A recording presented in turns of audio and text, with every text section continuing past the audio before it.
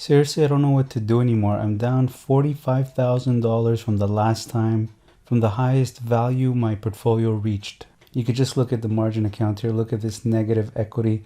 Look at all these red numbers. Just really scary to look at. Now, if I look at my positions in my margin account, I mean, of course, the put spreads that I've been selling are to blame, but also the positions that I'm holding. I was doing covered calls in my margin account, but I've been doing it for a while and I wanted to get out of them because when I do covered calls in a margin account, I'm actually buying the stock. So I'm paying interest. So I wanted to close them, and then if I am going to do covered calls, it'll be in my registered accounts without using margin.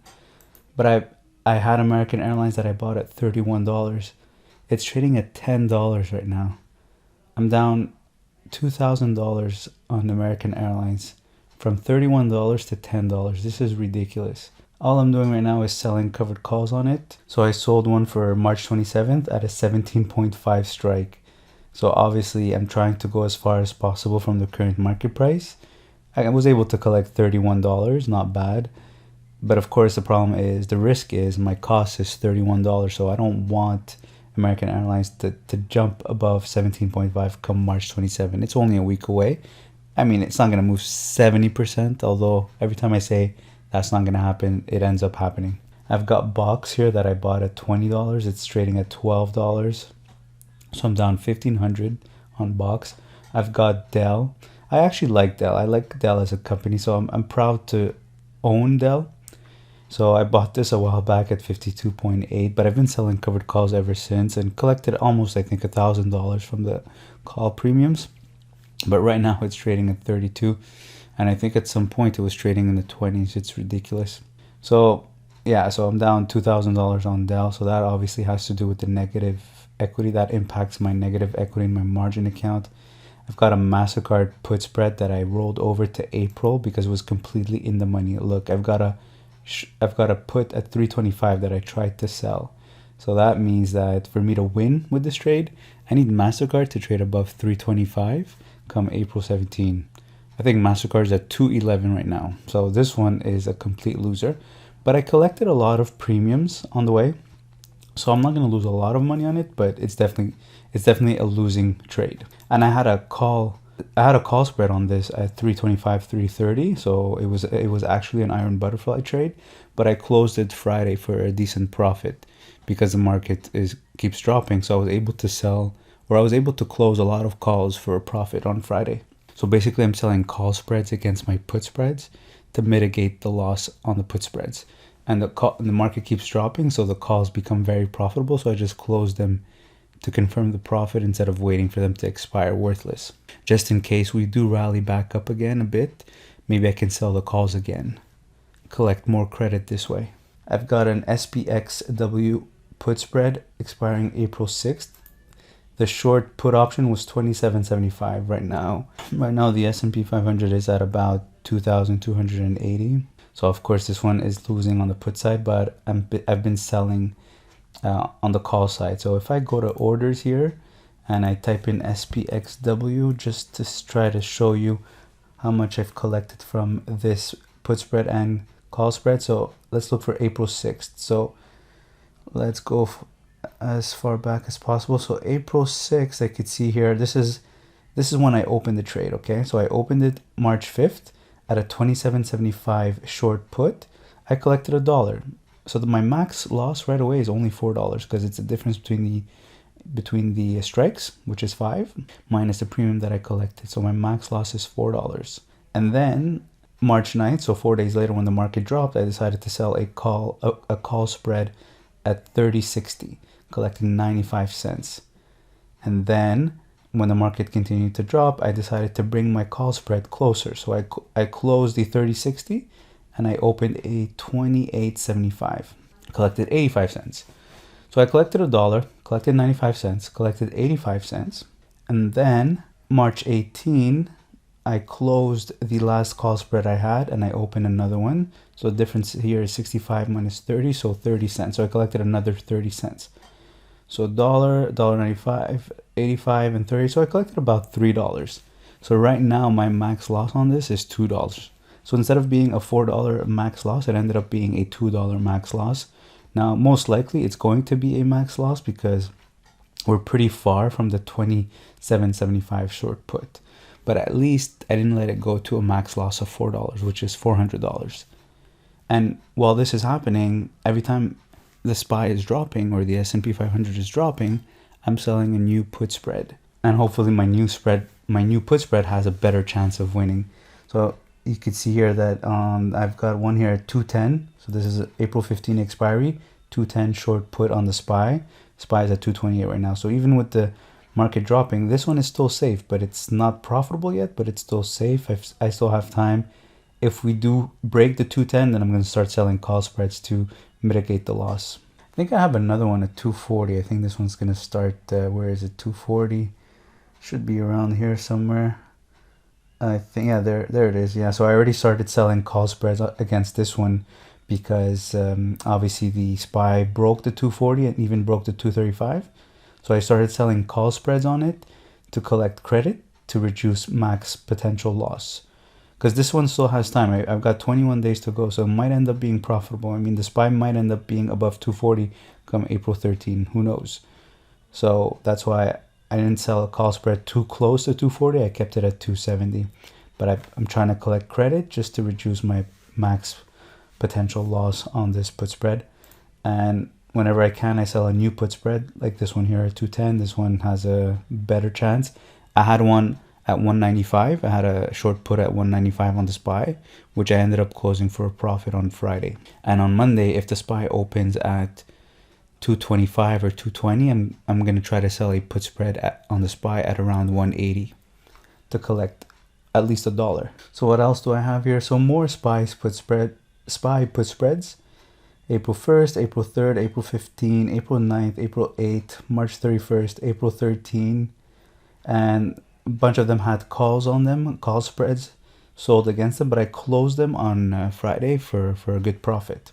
But the trade as a whole is going to be a loser, but a much smaller loser to begin with. I've got Uber. That one's really hurting me. I bought it at $40. Right now it's at $21. So almost 50% drop on my positions, on my holdings. So which I guess that explains why I'm down $45,000.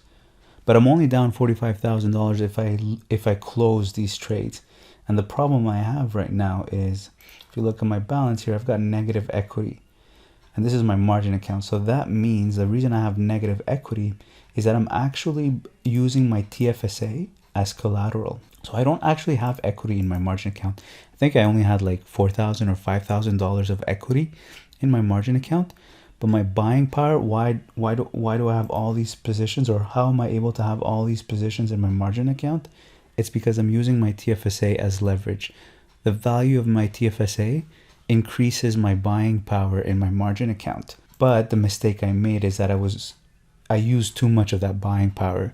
When my TFSA had a value of $65,000, I felt confident to use my margin account, to use the buying power in my margin account, leveraging my TFSA. But then as the market is dropping 30%, the value of my TFSA is dropping as well. So as the value of my TFSA is dropping, my buying power in my margin account drops, but it's buying power that I already used.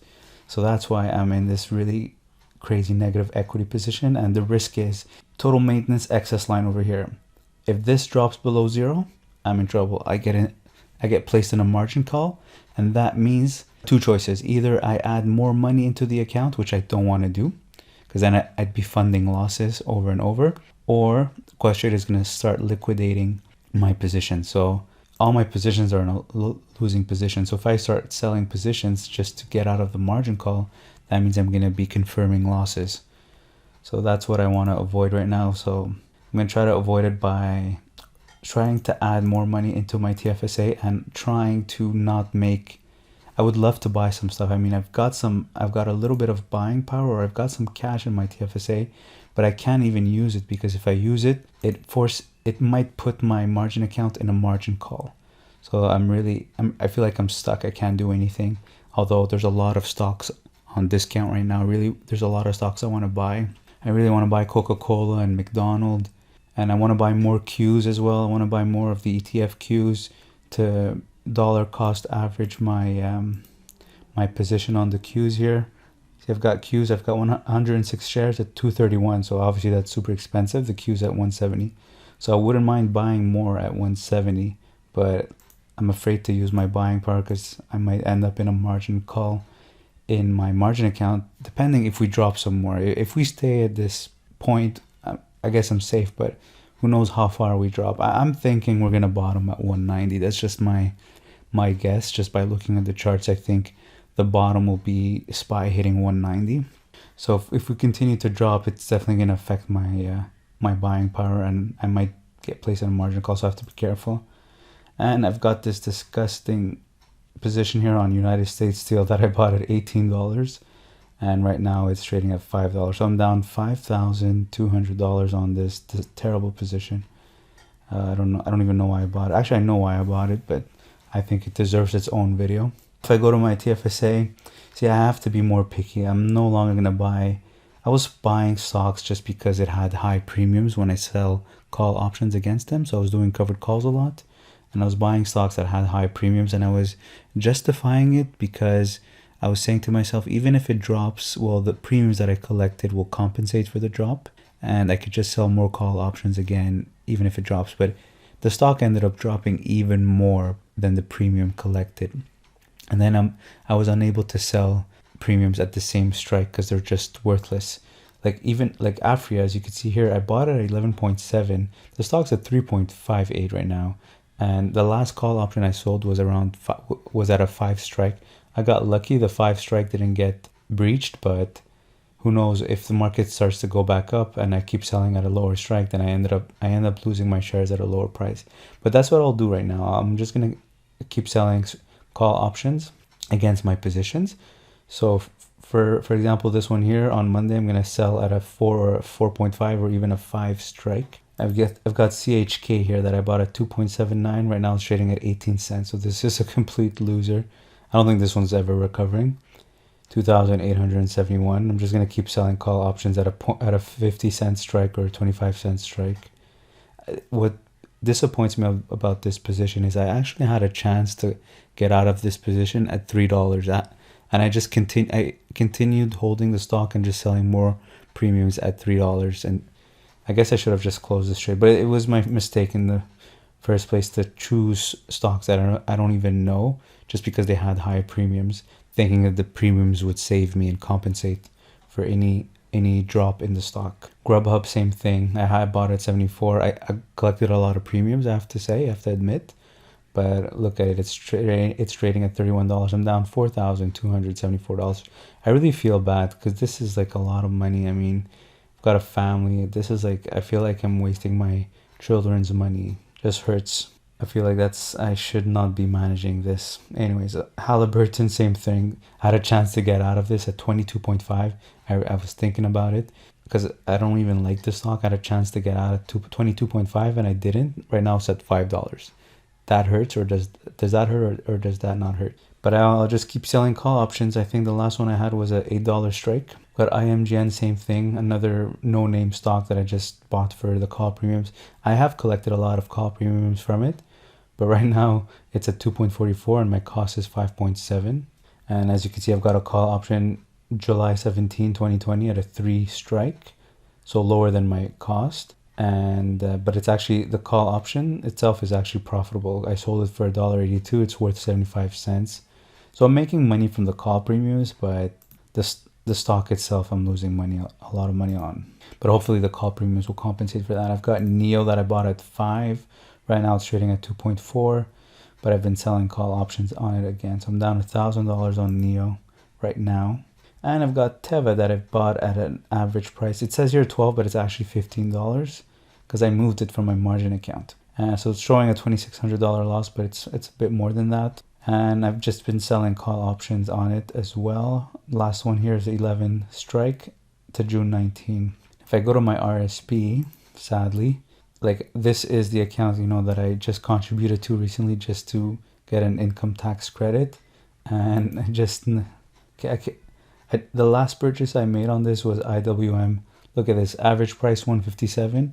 The stock is down 50%. I'm down $6,774 US. That really burns. All I could do right now is sell call options on this. So cover call trades. I've been selling on it for 2 weeks actually. So you could see IWM I sold, collected $25 here, collected, where's the other one? Collected $55 over here, and I'll just keep selling call options on IWM. It's sort of like a dividend, I guess. You could see it as a dividend, increasing the dividend yield. But I have to be careful because my cost is 157. Of course, I cannot sell at a 157 strike. There's no premium. For example, if we look at IWM, I mean, it's after market hours, but we could still get an idea of what the options are selling for. So March 27 is 1 week away.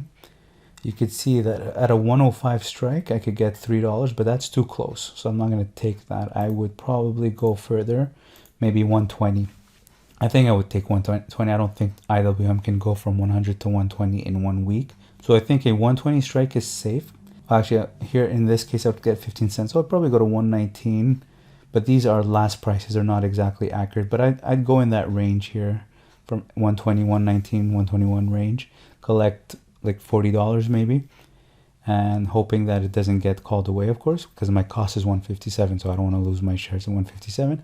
But it acts as it's like a dividend kicker. I'm getting income from stocks that are down 50%, so why not try to collect something from it? Or you could see it as a cost basis reduction as well. And I've got L Brands here, bought at 26.20. I had a chance to, actually I didn't have a chance, but there were those, I think L Brands sold Victoria's Secret and the stock went up, and of course now look at it, it's trading at 9.78 because of the market crash. So I'm down $1,642 on it, and I'm selling call options on it. The last one, I guess this one I sold before the market even tanked, and so I'm all the way out to April 3rd. But obviously this one's all, the call option is going to be all profit. Once it expires, I'm gonna have to sell call options at a closer strike, so maybe around $12, $13. Novavax is actually doing pretty well. I mean, it went all the way to $17, so I rolled up my strikes for a credit, but right now the stock dropped again, so my call option is actually profitable. So the call option that I'm selling, I'm going to end up making money on that. But of course, I'm down on the stock $4,387, as you could see here. But at some point, it was trading at 17, so I was halfway back to my original cost. So hopefully it moves back up eventually. But I noticed that it goes up when the market crashes. When the market goes down, this stock goes up. So it's always going to have a reverse effect. But in the meantime, I'm selling call premiums on it, trying to reduce my cost basis, trying to make up for this loss that I am in. So it's really sad. Like all my positions are losing positions. And Bombardier, what a disgusting stock. Bought it at 182. Right now it's trading at 49 cents. What is this? 75% down. And I could only wait till April 17 until this expires. All I could do is sell call options or accept the loss, sell it, and maybe put the money in DFN or something. Look for a dividend stock. I don't know. If I go to my RESP, which is my registered education savings plan for my children, pretty sure I had almost a $9,000 balance in this. Right now it's at $6,800. If I look at my positions, I've got more disgusting Bombardier. I've got Dell. So Dell, it was a new purchase I made. I think actually it shows here when I made it. I bought it March 6th. So I'm not too disappointed in Dell. I want to keep it long term. So my plan with Dell is to buy it and hold it forever, or at least hold it for 15 years when this account matures. So this account is a long-term investment, so it's not something I plan on withdrawing anytime soon. So I have time with this. So this is going to be a long-term investment. I like Dell as a company, so I believe in it. So I think in the long run, it's going to go up. And in the meantime, while I'm holding it, I'm trying to collect dividends from it. So I'm creating my own dividends by selling call options on it. And let's go to orders. I'll show you how much I've sold on it. Let's filter on Dell. So you can see that I bought the stock at 39.21. It doesn't show here how much I've collected, but I've collected 90 cents or $90 in call premiums. I collected $1.24 in call premiums. And let's see if I go to executions just to show you exactly how much I collected the first time. I think I collected $45. Yeah, there you go. So I collected $45. and then I collected what I showed you previously. So I collected $45, $90, and $124 from Dell just by owning it since March 6th. So it's not bad actually. So it's 3 weeks or 2 weeks. Made easily $300 from selling call premiums on this stock. So right now I've got a strike of 40. My cost is 39.66, so I'm safe. So even if Dell comes back above 40 by April 17, I don't care. Even if I lose my shares, I'll just buy back the shares if I want to, or look for another opportunity. But I don't think it's going to come back above 40 by April 17. If I really want to keep the shares and it does go back up above 40, I'll just buy back the option and sell another option for the next month, either at the same strike or at a higher strike, as long as I can do it for credit. And I've got MasterCard. So MasterCard is a long-term investment. I love MasterCard as a company and as a product. So I bought this and I just don't plan on selling it until 15 years, regardless of what happens in the short term. I know for sure MasterCard, I'm going to make money on MasterCard in 15 years. So my average cost is $275, but the stock right now is trading at $211. If I had more capital, I wish I did. If I had more capital, I would buy more of MasterCard for sure. McDonald's, Coca-Cola, these type of companies I would buy for sure. But sadly, I spent all my capital before the market crashed. This is really annoying. So yeah, so this is what I'm left with, and all I could do right now is react, watch and react. And what is my plan? I guess my plan is I'm gonna continue selling put spreads on the SPY, but I'll just be careful, make sure my size is not too big. So for example, the mistake I made is that I added 3 contracts, which that's a $1,500 risk. I started off with only 1 contract, so that's $500 risk every time. And then when I was doing well for 2 months, I decided to increase the capital. So I decided to increase the contracts to make more profit. And as soon as I started doing that, the market decided to crash. So it was just really bad timing. And I guess I should not have been greedy. And I should have kept my size small, knowing that I don't even have equity in my margin, that I'm actually using leverage from my TFSA. So that was my mistake of increasing my contract size. And not only that, is that when the market started dropping a little bit, I sold another one the same day. So I had like 2 SPY orders that I sold in the same day with 3 contracts each. So the same day I had like $3,000 risk in the same put spread. So I should have been more patient in selling. I was selling too close to each other just because the SPY dropped like 3 points, because that didn't happen for a while. So when the SPY dropped 3 points in the same day, I'm like, okay, that's a good opportunity to sell, because I know tomorrow the market's going to come back up. So the put spread that I sold when the SPY dropped 3 points is going to be profitable the next day. But that didn't happen. The SPY just kept crashing and crashing. So I kept compounding my losses, and obviously my size was too big. So I'm going to continue selling put spreads on the SPY, but just make sure that there's a bigger gap between each put spread. So the last one I sold on the SPY was trading at around 240. So right now the SPY is at 228. So in the 220s, I think it's fair for me to sell a new put spread on the SPY. But obviously my short put is going to be super far away. I'm going to go at a 180 short put and collect $1 probably. And I'm going to try to mitigate these put spreads here by selling calls in case the market goes up. So if the market goes up a little bit, maybe I can sell calls again on these existing put spreads. So for example, as you can see here, I've got a call spread on this put spread. So this trade here initially started out as a put spread on the SPY at a 260. But when that got blown out, I decided to sell a call spread at 260 as well, just to decrease my max loss on this trade. And you can see here it still has value. This call spread is still not at maximum profit, so that's why I still own it. I'm not going to close it because it still has value in it. This one, for example, here had a call spread against it, but I closed it because it was trading for pennies, so I just closed it to confirm the profit. In case the market goes back up again, I could probably reopen another call spread and collect more credit on it. So that's what I'm going to do in my margin account, but just be careful not to use too much buying power. I would love to buy 100 shares of Coca-Cola in here in my TFSA, even Although I've got the buying power for it, but I know it's going to affect my margin account, so I have to be careful. But that's what I'm looking at. I would like to buy 100 shares of Coca-Cola. It's got great dividends. It increases their dividend year after year. Very safe stock. It's a company that I like. And I want to buy 100 shares. Why? You should know by now. So I can sell call options against it while I'm holding on to the stock. That would be a long-term investment. I don't plan on selling it, but at least I can increase the dividend, because right now the dividend's about 4%. Even though even if the dividends increase year after year, after 10 years the dividend is going to be at 8% of my capital. That's kind of annoying for me, but it's still a great increase. But by selling call options, I get to increase that dividend out of the money call options, of course. So that's my plan here. Let me know what you think. Please let me know in the comment section below. What are you guys doing? How much are you down? What is a good profitable trade right now in the short term? And like always, if you're going to open an account with Questrade to trade on the stock market, use my referral code in the description below the video to get up to $250 back. Thanks for watching.